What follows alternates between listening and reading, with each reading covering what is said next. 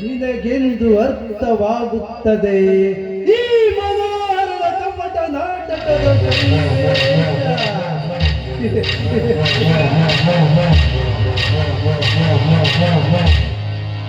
ಇಂದು ನೀನು ನನ್ನ ಕೈ ವಶವಾಗಬೇಕಾಗಿದ್ದ ನೀನು ಹೋಗಿ ಹೋಗಿ ಯಾವ ಶತದಡ್ಡ ಮೂರ್ಖನ ಬೀರನ ಕೈ ಹಿಡಿದಿಯಲ್ಲ.